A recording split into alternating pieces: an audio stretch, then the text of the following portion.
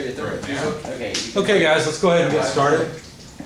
And for the sake of the video, if you can limit conversation or learn to whisper. Whispering, it seems like cursive. Nobody knows how to do it anymore. Worked well. Anyway, I think I know all of you. I've had most of you in class before. A couple of faces I don't recognize as having had in class. Some of you I've seen outside of class. Welcome. I'm glad you're here. My name is Damon Sisk. And let me start off by explaining a couple of things about this course and apologizing ahead of time. Okay? We'll run this course in Blackboard, and so you'll come to class, I hope, and learn from me, and I'll teach you as much as I can. I've taught this course several times. I've taught it since basically I started here about 12 or 13 years ago. It's a good course in terms of the content. I've never been happy with the way I deliver. I've never been happy with the results, with how much I feel the students get out of it. Well, not get out of it, but learn and are capable of doing. This class, if you're familiar with me, I usually teach the typical, engineering heavy, equation heavy, hardcore stuff. This class is not like that. This class is much more of I would say a technician's class, something where you're learning to do something, and you're learning, along the way you have to apply some theory, but there's not really a whole lot of theory in this class, if that makes any sense. And in that way I struggle to teach it, not because I don't know the topic, not because I haven't taught it before, but because I just never feel like I do a good job of it. So along the lines of trying to improve this course, and this is, I don't know, 10th, 12th time I've taught it, I've lost track now. In trying to improve this course, it turns out there's a course over in the electrical world that is essentially equivalent to this one. And Professor Tom Lucas taught that course for the first time last semester. And one thing you find as an instructor, sometimes when you teach a course for the first time, you're sort of learning the material, and so you do a better job of explaining all the caveats and the pitfalls and all those things. But when you've taught it for a long time like I have, you forget all those things. You're like, well, we can do this and this and this, and this is amazing. I can teach it all to you in one class, and you guys get nothing, right? Because I've flown at such a high level, none of it really makes any sense to you.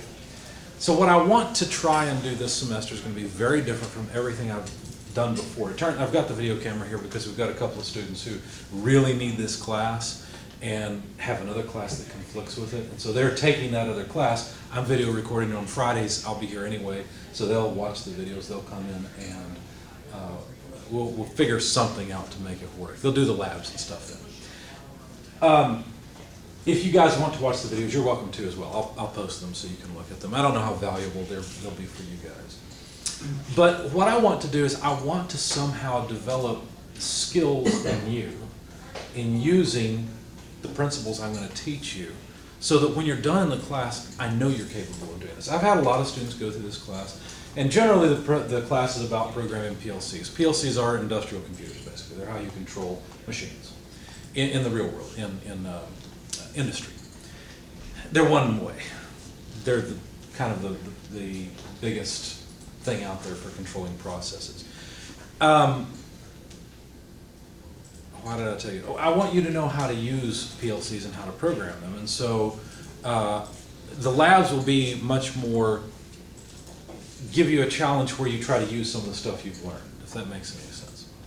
I feel at a loss to teach you this because there's so much to know about it. I've been programming since I was in high school. I've programmed in about 10 different languages, not speaking languages, but computer languages. And then I had to learn PLCs. I'd never programmed in PLCs before, and PLCs are the most different way of programming that I think I've ever seen. There's some variation. A lot of languages are text-based, right? You type in commands and it goes line by line and you figure out the program flow and you make it work. And then there's class-type programming where you're dealing with a class, which is an instance of something object-oriented, and it's a little more complicated, but you can wrap your head around that, and once you understand the class, you can do whatever you want with it.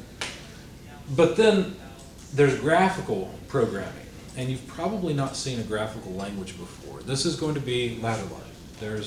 PLCs have traditionally been programmed in ladder logic, which is a very graphical way of programming. And there's a lot to say about that. But recently they've begun to be programmed in structured text, which is more like a regular programming language. The PLCs we're using cannot be programmed in structured text. It is something that's important and something you need to learn, but I guess what I'm telling you is I can only give you a beginning. That's all I can do. And that's why I feel at a loss to teach this class, because there's so much to know. You could spend years, you could spend your career in programming and dealing with PLCs and automation. And it's an area I'm interested in because my master's area of specialization was robotics and automation. And that's probably part of the reason that I feel like I'm hardly telling you anything in this class. But if you get out of here and you can actually make a PLC do something for you, something that's useful, and wire it, I think I'll be happy with that. With that being said, I'm restructuring the course. I used to teach it in a way where I taught programming, and so you had a big programming project so that you didn't have to deal with the details of the PLC, and then we went over and worked with real PLCs. Professor Lucas teaches it the opposite way. He lets students have their hands on the PLCs from the very beginning and use simple programs, and then increases the complexity. I purposely used to take the PLCs out and introduce the real hardware later so that you guys could learn the program, because that's where the mechanical students usually struggle, is in programming. Okay? I know we have some mechatronics students, so you guys may or may not struggle as much with the programming side of things. Everybody has their own specialty, and you usually end up in a degree discipline that plays to your strengths, right, where you can use what you're good at. Anyway, so I am kind of flipping it on its head from my perspective, where we're going to work with PLCs from the very beginning, and I think what I'm going to do is give you guys programs where you basically are copying those programs, because in every programming language, the best way I have seen to learn them is to see examples of programs, see what those programs do, and then go tweak the program and see how it changes things. That's the approach I'm going to try and take this semester. In the past, what I've done is sat down and shown you all the different commands you can use and how you can put them together to solve a problem, and students don't really get it, and I know that. So I guess what I'm trying to say is I hope this goes well, but we'll see. What do we have? 1, 2, 3, 4, 5, 6, 7, 8, 9. Okay, that's about right. I think there's a few people missing, but like I said, I know there's at least 2 students who have to take the Friday version of the class. Any questions, comments before we start? Let's talk a little bit. I'd like for you guys to talk back to me, so go ahead. What's the electrical equivalent components? ECET 302. Okay. And it's interesting because the electrical students really need different things than the mechanical students, and vice versa. It's not like one's inferior to the other. But what you typically see when you're teaching both the electrical and the mechanical students is you give them a project, you've got to program a real PLC to do a real thing, okay? The mechanical students will go off and build the mechanical side of the machine. The electrical students will do the programming, put it all together, and it's beautiful. And then the exam comes along and the mechanical students fail. Right? Because they didn't learn the programming. They did what was their strength. So Professor Lucas and I have been talking quite a bit. And this year, in the past, I've allowed students to build whatever penny arcade type machine. Think Chuck E. Cheese machine, okay? Anything like that you want to build, do it, enjoy it, have fun. And the mechanical students would really focus on the mechanical side of things, and the one strong mechanical student in programming would do all the programming, and again, the rest of the class fails, except for the people that actually do the programming. What I'm doing, and what he's trying to do, we're trying to actually merge the 2 classes, okay? Because he actually teaches 302 as an option for 284. So we've had some mechanical students who took it last semester and are done with it, but it's the ECT version. So what I'm going to do this semester and for all future semesters is I'm going to constrain the project a little more, because I don't want you guys to concentrate on the mechanical part of it. That's not the point of this class. The point of this class is the electrical and the programming side of controls, okay? And that's what I want you to focus on. So I'm going to constrain the project much more than I've done in the past. You won't be able to make just any penny arcade machine you wish. I ended up going with a friend to a Goodwill and saw this machine that was interesting. It was from the 50s or 60s. And I looked at it. There was a $50 price tag on it, which is pretty expensive for Goodwill, right? And it had been gutted, and I was like, man, that looks like a neat machine. If nothing else, it looks like a neat piece of wall art. It was about like this, about that thick. And I looked at it. I could tell a lot of parts had been stripped off of it, and I thought, you know what? I don't need another project. And she said the same thing, and we walked away from it. But we took some pictures of it along the way, and it was a really interesting machine. I'm going to constrain you guys to make something like that. The idea is that I want to constrain the project so that when you build the project, it'll be basically a flat thing that can be laser cut. Maybe multiple levels, kind of like a sandwich, but it'll be some type of game, something that's fun so that we keep the interest in the class, but something that prevents you from focusing on only the mechanical aspect. Does that make sense? Because we're going to purposely constrain the mechanical aspect of the project to be as simple as possible. I might even make you make a certain game. I don't know, I haven't decided that yet. But then what we'll do, about halfway or 2/3 of the way through the semester, after you've learned some basic programming, some wiring with PLCs, and you kind of have your head wrapped around what a PLC is and how it works and what it does, we will switch over to simulation software with a slightly different flavor, if you will, of ladder logic programming, where you guys will program more complicated things, okay? I can't put a whole assembly line in this room. We don't have the space. We don't have the money to buy one anyway, okay? I don't know what we'd be assembling. So instead, we'll use a simulated system, which will be on your computer screen, and you program it in Allen Bradley or Rockwell Automation style ladder logic. But before then, you will have learned Click-Koyo or Automation Direct style. They're very similar. The ladder logic is very similar. I've used both. I've programmed in both. But anyway, that's kind of a quick overview of why this class may seem a little bit more, what's the word I'm looking for, disorganized than my usual course. I'm a fairly disorganized person, and so you probably noticed that in my courses. This one may be a little worse. I guess what I'm saying overall, if you have any problems, let me know, okay? I want you guys to learn. I'm doing all of this so that I can hopefully teach you better than I have in the past. Now, I've had students come through this class that were talented at programming. They were good at ladder logic right off the bat. It just made sense to them. And for example, the heavy programming project that I give is either an elevator, it's a 4-floor elevator, or it's a bottle line simulator, which both have fairly complicated, a lot of input, a lot of output, a lot of logic to make everything go in the right order and make everything work. I had one student, one time, I'll never forget him, he took the project home, he was in a group of 3, over the weekend he finished it. Just programmed it all out, made it all work beautifully. Of course his team was really happy, but they didn't learn a darn thing, right? Because he just did it. So he had to explain to them what he had done. He probably works programming PLCs now. That's just what he's good at. A lot of the electrical guys go into PLC programming and automation. It's an area you can go into. It's a good area to go into. It's going to last a long time. So is it an area that like electrical, mechanical, and mechatronics go into? Absolutely. Yeah, it's absolutely a valid career path for all 3 of those. Even if you're only mechanical, you'll probably have to deal with a PLC sometime in your career. I had to when I worked for Amatrol as a design engineer. I was designing, in fact, I'll show you one of the things I designed. I've got a couple students here who haven't seen some of the things I did. I'll give you a real quick overview. I worked for Amatrol out of college. Well, I'll give you my degrees. I earned my bachelor's in chemical engineering from Purdue main campus in 2000. 2002, I earned my master's in mechanical engineering, and my specialty was robotics and automation.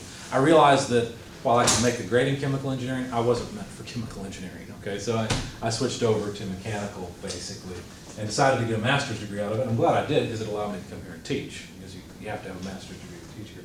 But when I worked for Amatrol as a design engineer, I designed a bunch of stuff. Here's one of the things I designed.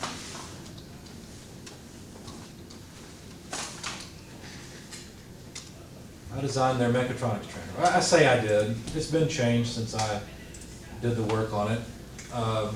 Their products are constantly undergoing innovation and change, but it's basically this thing. It consists of 7 carts. I did all the sheet metal and all this design.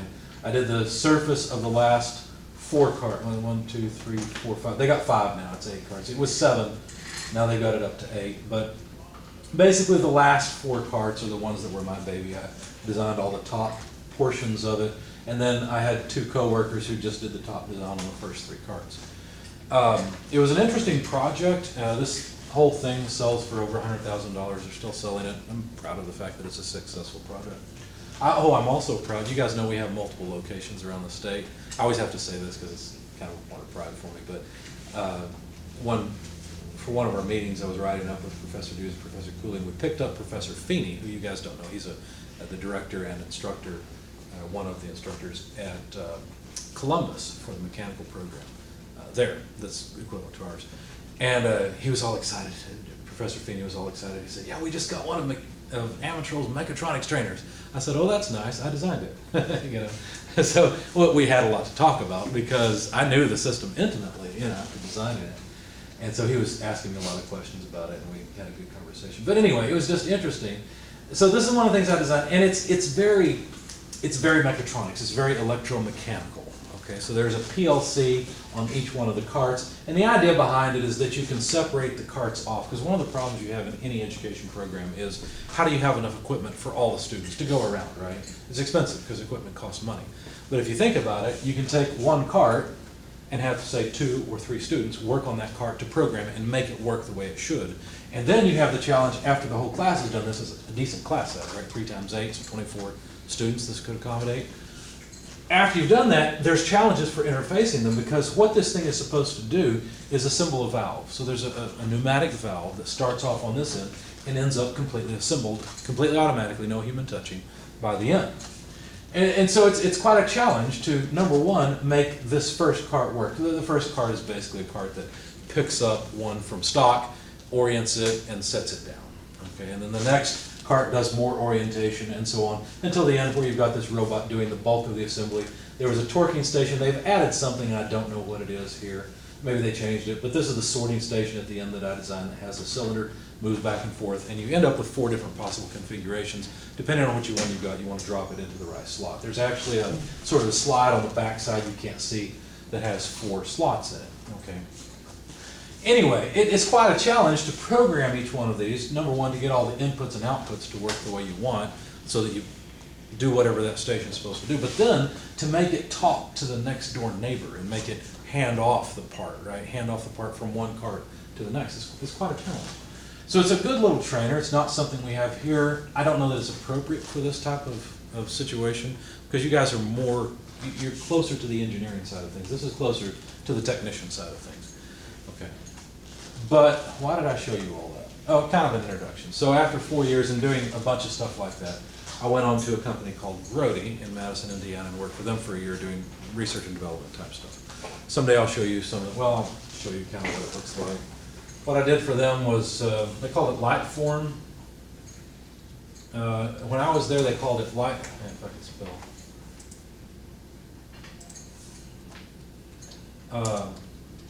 When I was there, we called it Light Sheet. But basically, where is it? They also renamed it. At one point, they were calling it XTL. That's not really what it looks like. It's basically just a, oh my goodness, what is it? That's my old boss. I wonder how long he was. I've never seen this video. I'll have to look at it. That's Rick Bozick. I don't think he works there anymore. He was a guy in automotive in Detroit. Yeah, here we go. I don't know if you can really, oh, that's a horrible picture. I've got a much better picture of that. You can't really see it. Basically, oh, here we go. Yeah. But it's not going to give us a nice, I've got a nice big picture in a presentation somewhere. Basically, you see all these little points of light? Each one of those little points are an LED, a light emitting diode. It turns out that the thing that actually makes light in your electronics, like if you look over there behind that computer or any of these computers, you see some flashing lights. There's a green and an amber light emitting diode. Well, those things actually are about the size of a grain of sand. The lens and everything that covers them is what makes them large. Okay? If you have a power indicator on your phone or your screen or whatever, it's probably a light emitting diode. Well, the actual thing is really small. So what we were doing is, instead of encapsulating in this big lens, we were just putting the little grain of sand, if you will, all throughout here. So we just drop one at each point and then laminate it between 2 sheets of plastic. It ended up being about 20-30 thousandths of an inch thick, which is less than a 32nd of an inch thick. And it was very flexible, and once you apply power across them, these are 2 copper traces essentially for applying power. Once you apply a voltage difference, the LED is lit up and you've got this flexible light you can paste wherever you want. It was a really neat project, but there was a lot of work to make the lights always come on. Okay. Once you've laminated, that's it. You've got some glue in between 2 pieces of plastic. The LED is glued in place. It's not going to come apart, and if you pull it apart, you ruin the whole thing anyway. So there's no rework, and my job was, initially my job was to scale it up. Grody is a company that's into lighting for trucks, the heavy truck industry. And they had bought into this technology from a company out in Connecticut. And so they sent me and another one of my coworkers out to Connecticut to see how the process worked and what you had to do, because the goal was to scale it up, right? Let's go from garage level, make a few, to making millions a year. How do you do that? Well, they hired me to do that, and when I went out to Connecticut with my coworker, we found out, oh, less than 50% of these work once you're done making them. So I came back and I told the president, I can scale it up, no problem. Do you want an over 50% failure rate? And of course he said no. And so my job transitioned to figuring out, okay, how do we make these work well and consistently and reliably. So I did that for about a year. I enjoyed it, but then I had the opportunity to come here and teach, and that was in about 2007. I've been here since. So all interesting stuff, not really relevant to the class, so let's move on. I have been going through Professor Lucas's materials. There's some good things he has. He and I are talking back and forth about how we can integrate the two classes. But there's some things that he and I agree need to change in both my version of the course and his version of the course. So I'm kind of glad I have to record the class this semester because it'll remind me of what all I said and what all I did. I'd much rather just talk to you guys and tell you all the things that I think are important in a way that I think you'll understand it. But I need a record of what I've said so I can build the course in a more organized fashion. So I don't even have the syllabus done yet, so I apologize for that. I'll show you what the syllabus looked like and give you an idea of the stuff we're going to do. Now my schedule's here, and I think I updated it. I hope I did. Nope, I didn't even update that. The other thing I'm doing this semester, I'm piloting Desire to Learn. I don't know if you guys have heard of that, but that's going to replace Blackboard. So both Professor Webster and I are piloting it. I'm doing 2 courses, he's doing 1. That's taking up a lot of my time. So again, I apologize for the disorganized and lack of preparedness in this class, but it will get better. That's some of the bad news. Let me tell you the good news.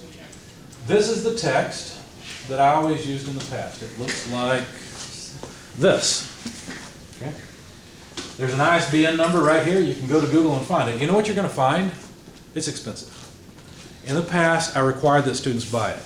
The good news, you don't have to buy it this semester. Okay? It's recommended, but not required. So I'd really like for you guys to keep looking for that ISBN number. When you see a good price, around 30 bucks, buy it. And the reason is because this book has a lot of really good information. In the past, I've seen a lot of change in this course. In the past, I taught in this course both discrete control and continuous control. To give you a real quick synopsis of what that is, discrete control is like flipping a light. It's either on or off, right? Whereas continuous control is like the gas pedal on your car. You don't press the pedal all the way down and release it completely when you do. Well, I guess you might, but I wouldn't want to ride with you if you drove that way. Okay, there's a continuous position and you have a continuous speed, right? So cruise control is a very different type of control than on-off control. It's the difference between discrete and continuous. We used to teach both in this class. We cut out the continuous part and put that into another class, which gives me the opportunity to teach a lot more. But what I like about this book is that it has both. It has a good treatment of both. So I do recommend the book. If you get the chance to pick it up at a good price, do it. It's a good addition to your library, but you don't have to have it. So this required is old. It's recommended. I even have that book listed. I did get the chance to change this. I even have that book listed on the Blackboard course homepage, but you see it's recommended, and you will see it for that price. Most of the time you'll see $224. That's the, what Blackboard thinks it will cost. Most of the time it's less. Well, this one's not a whole lot less. So hopefully you'll be happy you don't have to buy that textbook. I did go ahead and give you a sample of the textbook, mainly because in the past I've required it and I've pulled homework from it and so on. You can download this if you want. You don't have to. It turns out Professor Lucas had actually found a really nice textbook that's free. It's open source. And I started looking through it and I thought, man, why am I having them pay $200 for a textbook when everything we really need is in this PDF file? So I don't have that posted yet. I will post it for you guys. Again, my course is not organized yet. Fortunately, you don't need it. There's one thing about this book, or there's another thing about this book I really like. The very first chapter in this book deals with safety. That's important. And let me explain why. You might think, well, we've got a PLC, we've got to plug it in. I don't want to get shocked. Is that the safety you're talking about? No, not really. Let me show you what I mean. Let me go into the lecture material. Oh, by the way, before I get to that, since I don't have a syllabus, what will you have to do in order to get a grade in this class? I'll just tell you. I know what I'm going to have you do. There will be labs. Okay, so there will be a lab grade. Oh, and by the way, there are 2 portions to the course on Blackboard. I don't think you guys can see both of them. Whenever it's a lab course, they make a lecture section and a lab section. We just mix all that together in this class. Okay, so if we need to do lab one day, we'll do lab. If we need to do lecture, we'll do some lecture. Okay, so just make sure you're here because you never know which is going to happen. Mainly because I don't know when things are going to happen. But anyway, I was going somewhere with that, I've lost it. Let's go on. Safety, that's where I was going. Safety is really important, and what I mean by that, when you're using a PLC, you're usually using it to control a machine. Machines aren't sensitive to people, right? In fact, there was a worker that died, less than a year ago. A robot killed him. You guys remember hearing that story? It was in some manufacturing facility. I think it was an automotive manufacturer, maybe. Is it Amazon? Well, and Auto had that death last year too, I think. What's that? I think it was Auto had that death last year too. Did they really? I didn't hear about that one. What happened? Last year, the year before, a girl was working in her machine. Yeah? In her hoodie. She had her hood, Yeah? and they told her, I think they weren't supposed to have clothes with hoods. Sure. They grabbed the hood, pulled her in and killed her. Wow, man, that's this was an automotive manufacturer, but I don't remember which one it was. I want to say it was in Europe, but I may be wrong. Anyway, the person was working on the robot, as I remember the story goes, and ended up defeating some safeties in order to test the machine, and then got in the way of it, and it went right through him basically. So it's fortunately, I think it was a fairly quick death. It wasn't terribly painful, but sad part is that the person died. There are plenty of examples where people do not die, but have been injured. And it's because the machines we use have a common denominator. And let me show you what that is. In fact, I'm going to present this safety in the context of lockout tagout because it's something that's important. Anybody ever dealt with lockout tagout before? A few of you? Okay, so you know what I'm talking about. You guys may or may not have ever read The Far Side. The Far Side's actually apparently coming back. I'm looking forward to it. But back when I was your age, The Far Side was a big thing. It was I can't remember the guy's name that wrote The Far Side, but the story goes that he was on the way to interview for a job, something to do with saving animals or something, I don't remember. And he ended up hitting a dog and killing it on the way. Right. Kind of a sad story, but it was so ironic and it struck him so funny, he thought, this is kind of an interesting thing, right? It's just crazy, ridiculous irony. And that was kind of his thing. So here it is, Arnie standing there with his hard hat on, and the boss says, and that, Arnie, is why we wear hard hats on the job. The building has fallen over. As if that's actually going to protect you, right? But the question is, why is safety important? Why is it? Because accidents happen, right? If you knew that you were going to get in your car and go drive and have a big accident, would you get in your car? No, right? You never know when accidents are going to happen. They're unpredictable by their very nature. So accidents do happen, and so preparing for them is important. That's why you put your seatbelt on. You're preparing for an accident, right? That's why you buy a car with airbags. You're preparing for an accident. So our question is, what's the common denominator in an accident? I'll let you think about that for a second. This is a schematic of a rock crusher. Now this rock crusher is not a rock crusher, okay? This rock crusher is about 3 stories tall. Okay? It's designed so that you drop rocks in. What happens is there's a rotating drum that basically slings the rocks out. And what's so clever about this design is that it actually causes rocks to impact each other. That way you don't have steel or some material in the machine that's being worn down. Once there's a layer built up of gravel and rock and things, it's rock against rock. It's crushing the rock. And this is how you make gravel. You blast rock out of the ground, you throw the rock into a crusher like this, and it slings the rock against itself. And out the bottom comes crushed rock. And if the pieces coming out are too big, you just put them back in and keep going. What if a person fell into there? That's horrible, right? You would not want that to happen. That would be an accident. Well, I guess if you're in the mafia, it wouldn't be an accident, but you see what I'm saying, right? What's similar between that and a car accident, for example? By the way, this has a name. It was invented by, I don't know how you say it, Aucklander, I guess, Brian Bartley, and Wellington Jim McDonald. I don't know when they lived. I think it's in the 1800s or so. But basically, this type of design has a name.